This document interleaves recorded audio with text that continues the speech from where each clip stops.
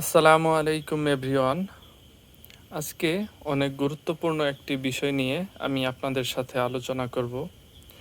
বিষয়টি হচ্ছে, আমরা জানি যে প্রত্যেকটা মজু যে বর্তমানে আছে, যে আমরা এই মজু কেনার বিনিময়ে, যে প্রতিটা বোতলের বিনিময়ে আমাদের একটা করে টাকা ফিলিস্তিনে যায়। আর এই উদ্দেশ্যে আমরা অনেকই চেষ্টা করি যে মজু কেনার জন্য, যে আমাদের এমনিতে আমরা অনেক পরিমাণ অর্থ হয়তো আমরা দিতে পারতেছি না, হেল্প করতে পারতেছি না। একটা মজু কিনে যতটুকু পারি হেল্প করা যায় সকলে মিলে চেষ্টা করতেছি। কিন্তু আমরা অনেকে জানি না, যে আমরা অনেকে ভাবতেছি যে শুধু মজু কিনলেই আমাদের টাকাটা ফিলিস্তিনে চলে যাবে। আসলে বিষয়টি এরকমটি নয়। বিষয়টি হচ্ছে যে আমাদের যে মজু আছে, মজু কেনার পর আমাদের কি করতে হবে, যে এখানে দেখেন এই স্ক্যানার আছে, এই স্ক্যানার থেকে স্ক্যান করতে হবে।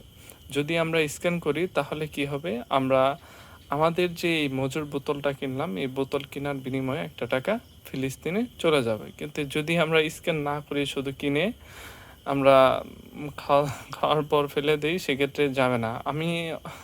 আমি এর আগে অনেকবার এরকম মিস্টেক করছি, কিন্তু আমি আর জানতাম না আগে এই বিষয়টা। একটি ভিডিও থেকে আমি এই বিষয়টা জানতে পারি। তো এখন আমি দেখেন স্ক্যান করে নিচ্ছি। আমি এখানে চাপ দিয়ে স্ক্যান করে নিলাম। তারপর দেখেন আমার এখান থেকে 1 টাকা ফিলিস্তিনে যাওয়ার জন্য যোগ হয়ে গেল।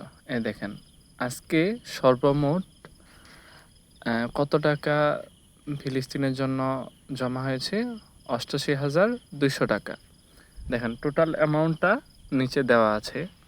তো আমি এই বিষয়টা আপনাদেরকে বর্তমানে আবার জানানোর কারণ হচ্ছে যে গতকাল আমাদের মধ্যে একজন মজুর বোতল কিনে একটা, তো সে জানে না যে স্ক্যান করতে হয়।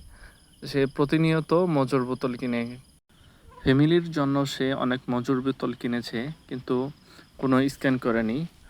পরে আমি ভাবলাম যে বিষয়টি সকলের জানা উচিত, তাই আমি একটা ভিডিও বানিয়ে নিলাম। ভিডিওটি আপনাদের কাছে কেমন লেগেছে তা কমেন্ট বক্সে জানাতে ভুলবেন না। ধন্যবাদ সকলকে। আসসালামু আলাইকুম।